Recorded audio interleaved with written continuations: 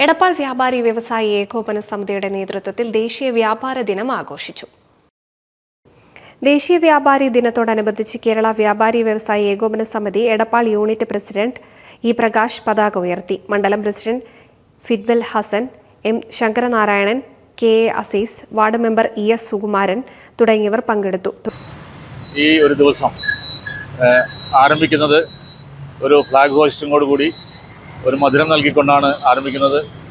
ആ മധുരം നമ്മുടെ ഈ ടൗണിൽ നിൽക്കുന്ന ചുങ്കം വാർഡ് മെമ്പർ കൂടിയായ ശ്രീ എസ് സുകുമാരന് നൽകിക്കൊണ്ടാണ് ഈ ഒരു വ്യാപാരി ദിനത്തിലെ പ്രവർത്തനങ്ങൾ ആരംഭിക്കുന്നത്. അദ്ദേഹത്തെ ഈ പരിപാടിയിലേക്ക് സ്വാഗതം ചെയ്യുന്നു.